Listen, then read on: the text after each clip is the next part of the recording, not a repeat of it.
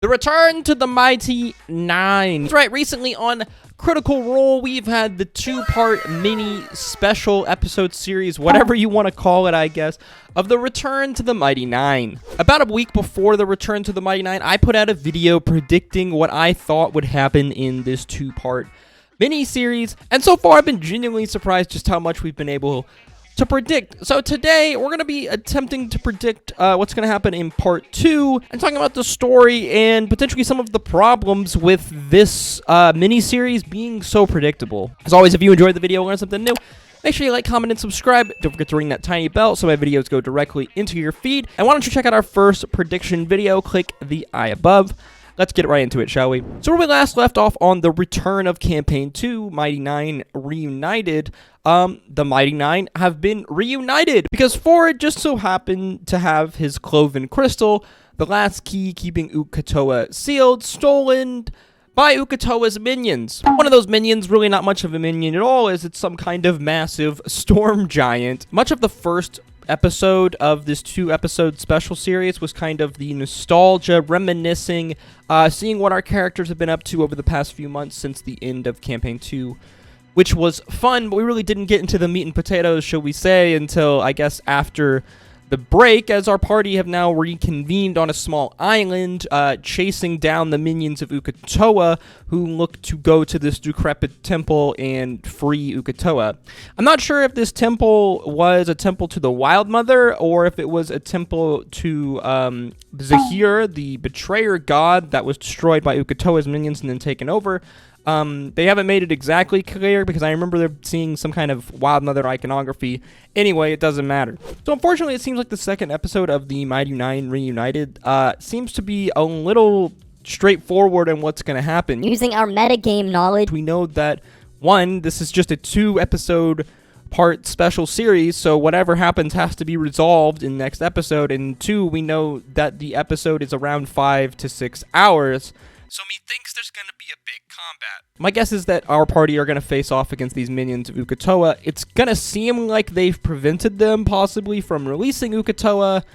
I don't know, when maybe some turn of events will happen and they actually unseal this Leviathan. Now, unsealing OTOA is really bad, obviously, because it is a, I guess, mini god in some aspects and will cause great destruction onto the Lycidian Ocean and Wild Mount, but as well it has a pact with 2 other lesser idols, and if those are released, it would create absolute havoc across Exandria. However, we know that this is most likely not going to happen, as like we said, there's just not enough time in the episode for all of this to play out, which is a little unfortunate if you ask me. Therefore, it seems like the Mighty Nein are going to have some kind of big standoff with OTOA in some regard, most likely defeating him, actually almost guaranteed defeating OTOA. Now, personally, one of the things that I really wanted to see from this return to the Mighty Nein was some closure on Fjord's story. Obviously, that's what we're getting. But I mean, Fjord is a very complex, interesting character. He's not the most, like, morally righteous, even though he is a paladin. Now, we have to remember that Fjord willingly released one of the seals of OTOA, and he's kept the cloven crystal on him this whole time, and he even wanted to visit this temple with Jester the last time we heard anything at the end of Campaign 2. Part of me wondered if Fjord would willingly release OTOA for some reason and then have some regret for it. I'm really not sure. The character's motives are pretty unclear a lot of times, especially when it comes to his patron and his warlock stuff, as midway through Campaign 2, it felt like the OTOA story just kind of got put on ice, and now we're here. Obviously, it seems the most likely that we're going to have a huge, epic standoff battle, I would imagine, that's going to last several hours at the end of this 2-part special.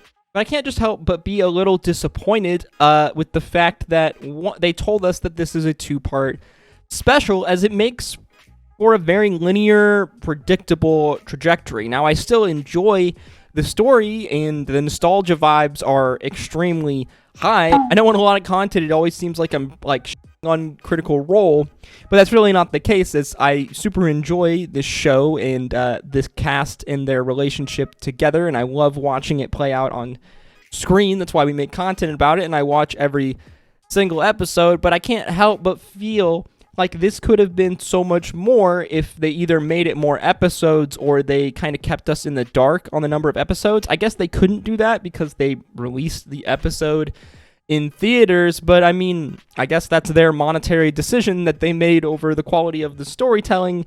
It is what it is. I know it sounds like I'm prejudging before we've even seen the second episode of The Return to the Mighty Nein, but it just seems to me like it's just so predictable. Now, Matt has a way of throwing curveballs and being super unpredictable, and I'm really praying that I hope he is here. There is still a chance that any number one of our characters could die on this mission, even though they are super high level now, so would anyone permadeath?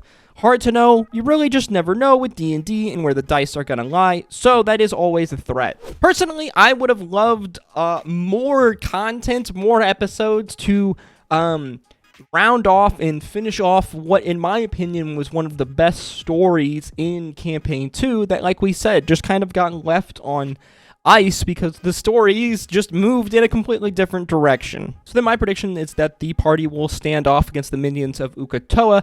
They're probably going to win this combat, or it's going to seem like they're going to win and stop OTOA from being released. When something is going to happen, some kind of twist, OTOA will then be released, and we'll get another big epic combat, hopefully not in the water, as they will most certainly lose that if I had to guess. I'm hoping we get some more deep lore here, either about this temple or about OTOA and its relationship to Zahir and Calamity stuff. Really hopeful we get some more lore here, as there is a bunch of potential to get some really cool history of Exandria stuff here if Matt wants to give it to us. Overall, I'm excited to see what happens. Fjord is one of my favorite characters. I love Warlocks. I loved his story in Campaign 2, and it is always good to see the guys replay their role of the Mighty Nein, as the fan base is a huge fan of this group as well. It seems like the cast themselves seem to genuinely enjoy playing this group, as they have an extremely interesting character dynamic with each other. That being said, 2022 has been such a weird year for Critical Role with, Campaign 3 and the highs and lows of Campaign 3, as well as the copious amounts of breaks that we've taken in Campaign 3. Critical Role has just had a weird year for sure. Let me know your thoughts in the comments down below. Let me know your predictions for Part 2 of the Return of the Mighty Nein, and expect to see a review,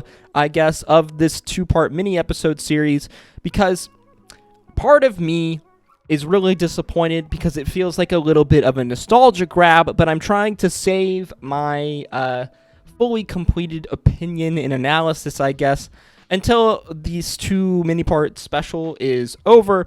But like we said, expect a review of this Return to Campaign 2 shortly afterwards. Like I said, guys, I try not to just completely be negative all the time about Critical Role. I mean, I say all the time that this is one of my favorite shows. It's definitely my favorite D&D stream, but they do a lot of things sometimes that really frustrate me as a fan, especially one that's been a fan for so long. Like, guys, please, we've just gotten into the juiciest bits of Campaign 3, and then you just shut off Campaign 3 for like a whole month. Why do you do this to me? As always, guys, hope to see you in the next one. Stay safe out there. Peace. Love. Adu.